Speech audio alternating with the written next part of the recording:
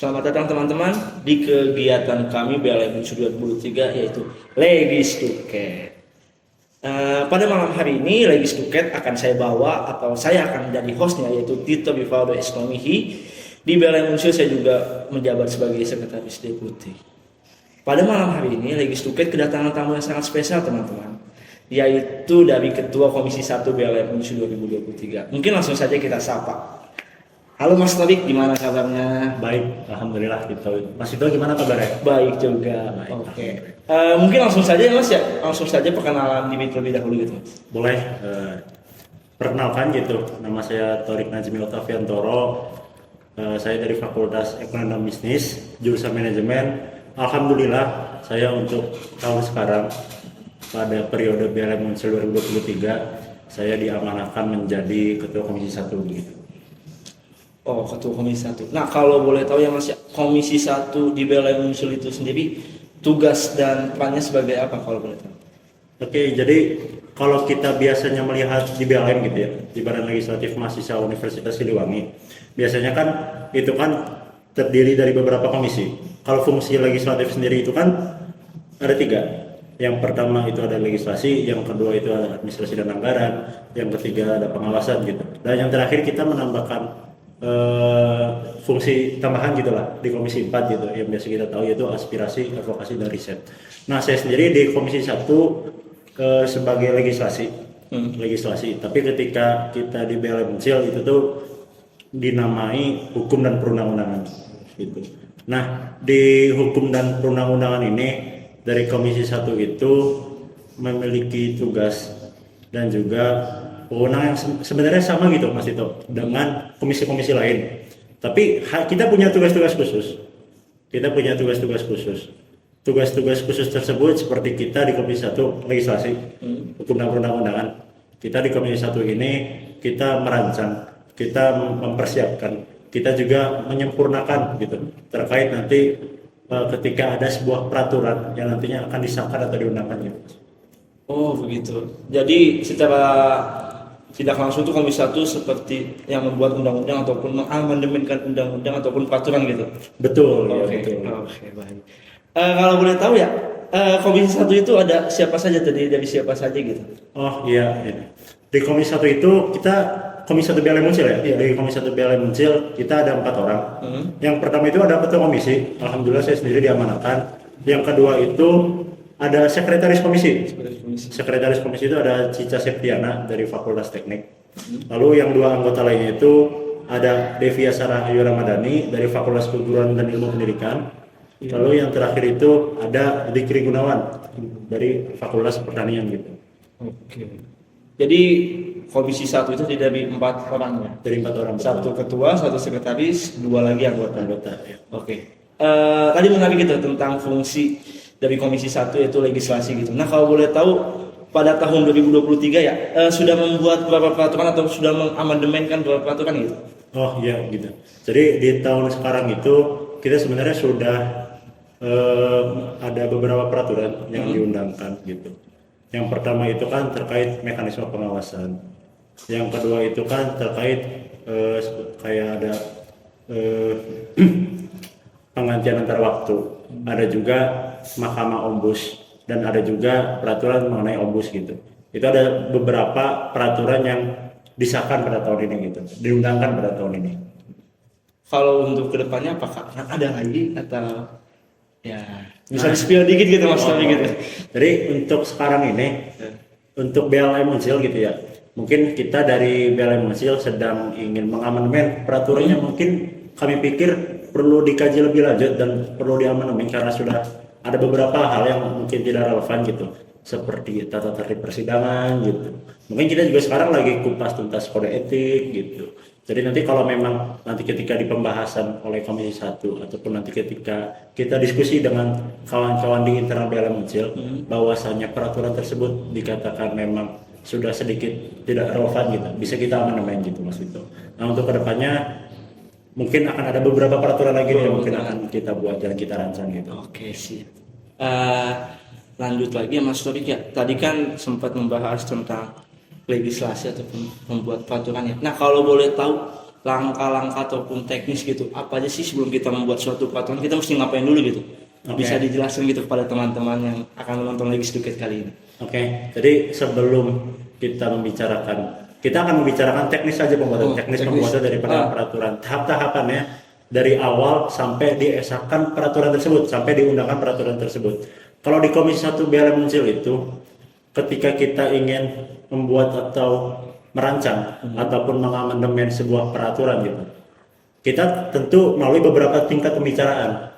Yang pertama, kita ingin merancang sebuah peraturan mengenai pergantian antar waktu atau ingin mengamandemen terkait tata tertib persidangan gitu. Jadi kita bawa dulu ke pembicaraan tingkat 1. Pembicaraan tingkat 1 itu seperti rapat komisi, rapat dengan ketua BEM, rapat dengan internal BLM Unsil, lalu ada rapat dengan pendapat bersama fakultas untuk menyerap aspirasi gitu. Lalu dilanjutkan kepada pembicaraan tingkat 2. Pembicaraan tingkat 2 itu nanti akan ada mekanisme sidang pleno dan juga sidang paripurna gitu. Nanti barulah ketika sampai sidang paripurna peraturan itu diundangkan, disahkan gitu. Oh, jadi secara yang tadi saya dengar ada 3 kali ya, yaitu rapat dengan komisi ataupun ketua BEM gitu, rapat dengan pendapat lah istilahnya ya. Terus lanjut lagi ke rapat pleno, lalu lanjut ke rapat paripurna gitu. Ya begitu. Tapi sebenarnya seperti rapat komisi, lalu ada rapat internal BLM Unsil, itu tuh termasuk dalam rapat pembicaraan tingkat 1. Pembicaraan tingkat 1. Pembicaraan tingkat 1. Kalau tingkat 2 itu pleno paripurna. Sedangkan tingkat 1 itu untuk menginventaris masalah-masalah yang ada gitu. Baru nanti dibawakan di pembicaraan tingkat 2 ke pleno. Kalau boleh tahu ya Mas Taufik, agenda ataupun kegiatan yang dilakukan oleh Komisi 1 gitu, apa ya gitu? Boleh di-share kepada teman-teman? Oke, berarti agenda di Komisi 1 itu sebenarnya ada beberapa. Yang pertama itu kita mengawal kebijakan peraturan direktorat. Jadi kita di BLM Unsil ini khususnya Komisi 1 memiliki agenda untuk mengawal kebijakan-kebijakan atau peraturan yang akan dikeluarkan oleh lembaga Unsil. Misalkan kira-kira Unsil ini akan menggarap apa sih gitu, sedang merancang peraturan apa. Misalnya terkait statuta, terkait POK, terkait tata naskah, ataupun terkait nomenklatur dan segala macam gitulah. Itu dibawahi oleh Komisi 1. Tugas dan tanggung jawabnya Komisi 1 dimasukkan dalam agenda. Lalu yang kedua itu ada kupas tuntas. Kita ada kupas tuntas kode etik. Kupas tuntas kode etik kita udah berjalan gitu di bulan-bulan kemarin, di minggu kemarin, dan sampai sekarang pun masih jalan. Jadi kupas tuntas kode etik ini diharapkan ketika kita kupas tuntas di Komisi 1, nantinya kita juga akan bawa ke internal BLM Unsil agar kawan-kawan di BLM Unsil ini paham kira-kira kode etik yang kita ada itu seperti apa gitu. Lalu yang kedua itu ada kupas tuntas dan perancangan ADART. Nah, di kupas tuntas dan perancangan ADART ini kita dari Komisi 1 tuh mengkupas tuntas, nantinya akan dibawakan yang nanti akan dirancang, terus nanti dibawa ketika musyawarah akbar mahasiswa nih. Ketika musyawarah akbar mahasiswa nanti setelah kupas tuntas dan perancangan itu, nanti draft-draft yang kita sudah rancang nanti akan dibawakan di musyawarah akbar mahasiswa untuk di amandemen gitu. Bentukannya hanya sebagai rekomendasi kepada kawan-kawan nanti di fraksi di musyawarah akbar mahasiswa. Saran gitulah, apa yang mungkin harus diubah ataupun harus diamandemen. Lalu ada rapat dengar pendapat bersama fakultas. Nah, rapat dengar pendapat bersama fakultas ini kan tujuannya untuk kita dari Komisi 1 untuk bisa menghimpun aspirasi, untuk bisa menghimpun masukan ataupun saran gitu dari kawan-kawan Komisi 1 BLM Unsil se-Unsil gitu. Jadi kita mengadakan RDP ini, misalkan kemarin kita sudah melaksanakan RDP 3 kali. Yang pertama dan kedua itu terkait peraturan pergantian antar waktu. Lalu yang ketiga itu terkait tadi sosialisasi dan kita ingin menyerap masukan dan juga saran terkait musyawarah akbar mahasiswa. Jadi kita sudah melaksanakan 3 kali. Lalu yang kelima itu ada amandemen dan perancangan produk hukum. Jadi kita perancangan dan amandemen produk hukum itu dimasukkan ke dalam agenda gitu, salah satu agenda. Lalu yang terakhir itu ada pembentukan komite musyawarah. Jadi nanti kan kita juga punya program kerja. Punya program kerja. Yeah. Kebetulan program kerja itu di akhir ya, ketika BLM Unsil ingin habis masa kepengurusannya, kita akan ada program kerja yaitu musyawarah akbar mahasiswa. Nah, sebelum masuk ke musyawarah akbar mahasiswa, kita ada agenda yang namanya pembentukan komite musyawarah.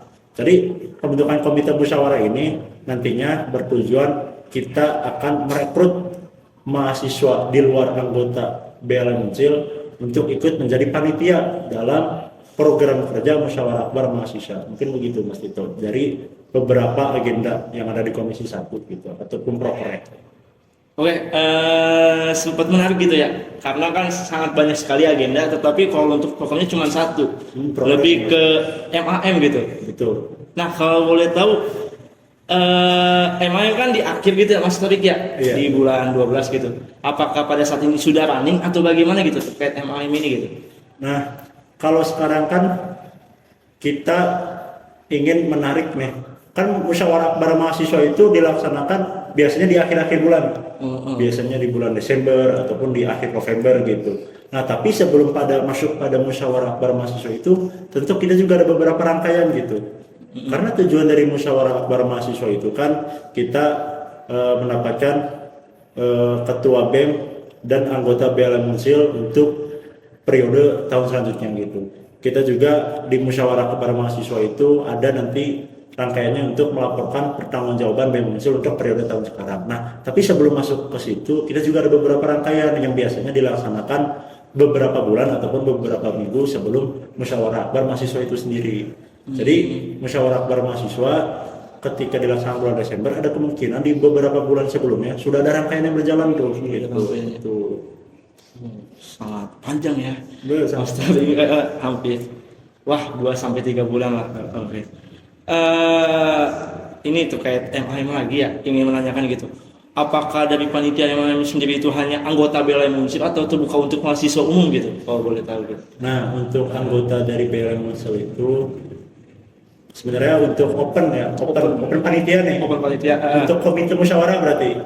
Untuk komite musyawarah itu kami terbuka untuk mahasiswa umum dari semester 3 sampai dengan semester 5. Tingkat 2, tingkat 3 ya? Tingkat 2 juga tingkat 3. Jadi buat nanti mungkin kawan-kawan gitu yang lagi dengar podcast ini dari sedikit ini barangkali tertarik buat join jadi panitia dari komite musyawarah akbar, boleh gitu. Boleh gabung ya. Boleh gabung. Oke. Ditunggu teman-teman partisipasinya bagi mahasiswa tingkat 2 dan tingkat 3 gitu untuk join di dalam pembentukan panitia di dalam komite MAM ya? Komite MAM. Oke. Siap, bisa diminum dulu Mas. Boleh gitu. Waktu kita sangat panjang gitu. Kalau boleh tahu ya kan akan ada open recruitment gitu ya terkait buat panitia MAM atau komite MAM gitu. Kalau untuk waktunya sendiri itu di sekitar tanggal berapa gitu Mas tadi gitu, biar teman-teman bisa mempersiapkan dokumen-dokumennya atau hal-hal lainnya yang diperlukan untuk menjadi panitia atau komite MAM gitu. Ya, jadi untuk rekrutmen open rekrutmen kita itu akan ada di tanggal 1 sampai 7 September gitu. 1 sampai tanggal 7. 1 sampai tanggal 7. Jadi buat kawan-kawan yang mungkin ingin bergabung menjadi komite musyawarah, kami sangat terbuka sekali gitu ya untuk mahasiswa semester 3 sampai dengan semester 5, berarti tingkat 2 dan tingkat 3 untuk ikut menjadi bagian daripada komite musyawarah akbar mahasiswa gitu. Jadi nanti dari tanggal 1 sampai dengan tanggal 7. Nanti buat kawan-kawan yang mau gabung ataupun mau join nih atau mau jadi calon komite musyawarah akbar mahasiswa, nanti kami bakal nyebarin pamflet juga nanti di Instagram. Ada pamflet juga nanti di Instagram. Nanti kawan-kawan bisa lihat di situ terkait pembukaan open recruitment. Oke, untuk teman-teman ya, apalagi mahasiswa Unsil dari tingkat 2 dan tingkat 3 gitu, ditunggu partisipasinya untuk menjadi komite MAM gitu. Sangat banyak kali manfaatnya ya, kalau boleh tahu bisa di-spill gitu manfaatnya biar teman-teman tertarik gitu. Tentu, kita juga sangat terbuka gitu ya. Jadi manfaatnya itu banyak sekali kalau kita gabung menjadi bagian dari komite musyawarah. Kita jadi mengenal nih, misalkan sebenarnya pemilihan ketua BEM di Unsil itu seperti apa sih gitu. Kalau kita ngelihat di beberapa kampus misalkan, ada kampus yang pakai pemira gitu, kayak pencoblosan kayak di Indonesia, mereka nyoblos satu-satu mahasiswa. Oh, gitu. Kayak pemilu gitu. Iya kayak pemilu betul. Jadi setiap rakyat itu nyoblos gitu. Setiap rakyat nyoblos. Cuma agak berbeda nih di kita sistemnya. agak berbeda. Jadi mungkin buat kawan-kawan yang penasaran gitu, musyawarah akbar mahasiswa itu ngapain aja gitu, isinya apa aja sih gitu kan, boleh gabung gitu kan ya di Oke. komite musyawarah. Oke teman-teman, ditunggu ya partisipasinya teman-teman, benefitnya sangat banyak tadi, bisa mengetahui dinamika politik yang ada di Unsil gitu teman-teman gitu. Oke, lanjut lagi ya, kan kalau misalnya kita tahu ya Mas Topik ya, bahwasanya tuh BLM Unsil sudah menjalankan atau melaksanakan 2 kali studi banding gitu, yaitu di USD dan juga UNES gitu. Nah kalau boleh tahu, ada nggak sih perbedaan dari Komisi 1 ataupun Komisi 1 di BLM Unsil ini khususnya nih dengan komisi-komisi yang ada di kampus-kampus tersebut, terutama dalam legislatifnya gitu, Oke. undang-undangan. Jadi ketika kita waktu studi banding gitu ya, dan juga tur legislatif, baik itu ke UNES dan juga ke USD, ke USD, USD. ke Sanata Dharma, Universitas Dharma, itu tuh saya pikir memang banyak sekali perbedaan gitu. Contohnya dengan kita dengan UNES, DPM, KM UNES, dengan Dewan Perwakilan Mahasiswa di UNES, itu tuh sangat berbeda gitu. Kalau kita kan fungsi legislatif itu dibagi ke komisi-komisi. Jadi fungsi legislatif kan ada legislasi, administrasi dan anggaran, pengawasan. Kita dibagi satu-satu per komisi. Sedangkan di UNES itu contohnya untuk legislasi saja. Iya. Untuk legislasinya itu bukan dipegang oleh komisi, tapi ada badan legislasi khusus gitu. Oh, oke, Mas Torik tadi kan sempat ada pembahasan mengenai MAM gitu, bahwasanya kan outbreak. Nah, kalau boleh tahu manfaat gitu, benefit yang didapatkan kepada mahasiswa umum pada saat mengikuti komite MAM itu sebagai apa gitu? Tentu banyak banget sih manfaat yang akan didapatkan oleh kawan-kawan komite gitu, kayak seperti mungkin relasi, sertifikat, dan juga mengetahui gitu teknis ataupun pelaksanaan pemilihan ketua BEM itu akan seperti apa gitu. Oke. Jadi itu untuk teman-temannya, untuk segera mendaftar ataupun ikut join di dalam panitia ataupun komite MAM, karena seperti yang teman-teman ketahui bahwasannya manfaatnya sangat banyak, yaitu relasi, sertifikat ataupun dinamika yang ada di forum ataupun politik yang ada di MAM ini sendiri. Untuk linknya bisa di bawah sini ya teman-teman ya, link untuk pengisiannya. Oke. Lanjut lagi ya Mas Topik. Paling ini pertanyaan terakhir. Bahwasannya kan kita telah melaksanakan studi banding ataupun tur gitu, tur legislatif ke UNES dan USD gitu. Kalau boleh tahu apa sih yang menjadi perbedaan antara komisi 1 di sini ataupun dengan komisi yang di situ yang bedanya? Terutama dalam segi legislatifnya gitu. Oke, jadi gitu. Waktu kita studi banding kemarin, waktu kita tur legislatif kemarin, waktu kita ke UNES ataupun ke USD, jadi saya melihat selain struktural gitu, kan struktural kita beda. Misalnya struktural kita legislatifnya dibagi per fungsinya per komisi. Sedangkan di mereka itu sedikit berbeda gitu. Misalkan mereka di legislasinya di UNES memiliki badan legislasi. Lalu di USD itu beberapa komisinya merangkap beberapa fungsi gitu. Jadi saya melihat bahkan dalam tata cara pemilihan ketua BEM ataupun semacamnya maupun dalam segi legislasinya sangat berbeda gitu. Seperti UNES yang bisa ada undang-undang dengan cara dalam tahap pembuatannya mereka melakukan uji publik ataupun semacamnya. Sedangkan kita belum ada. Oke, itu menjadi PR ya, terutama untuk komisi 1, gimana caranya bisa hampir sesuai ataupun ya menjadi catatan layak, terutama dalam tur tersebut. Paling karena terbentuk oleh waktu ya Mas Topik ya, mungkin kita bisa ngobrol di lain hati gitu. Dan juga paling penutupan, closing statement gitu kepada mahasiswa-mahasiswa ataupun pemirsa yang telah menonton episode kita kali ini. Oke, makasih Mas Ito gitu karena waktunya juga.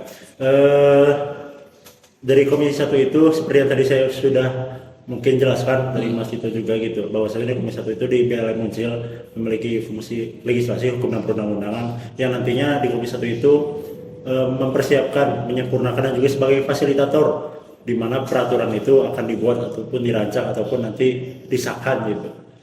Nah, jangan lupa juga buat teman-teman semua, nanti karena kita akan ada open recruitment dari tanggal 1 sampai dengan tanggal 7 September. Kita sangat terbuka gitu karena mungkin banyak benefitnya nantinya akan didapatkan oleh kawan-kawan mahasiswa yang nantinya akan bergabung. Kami menunggu mahasiswa semester 3 sampai dengan semester 5 untuk ikut bergabung menjadi bagian dari Komite Musyawarah Akbar Mahasiswa. Oke, baik. Terima kasih kepada Mas Topik pada malam hari ini ya. Sorry mengganggu waktunya. Oke, baik. Oke, baik. Terima kasih kepada Mas Topik atas waktu dan ilmunya gitu terkait dengan Komisi 1. Oke, baik teman-teman. Tidak terasa kita di penghujung acara. Terima kasih yang telah menonton acara kita pada hari ini. Jangan lupa untuk join di panitia ataupun komite MAM. Linknya di bawah sini. Oke? Ingat teman-teman, buta yang paling besar adalah buta politik. Bye.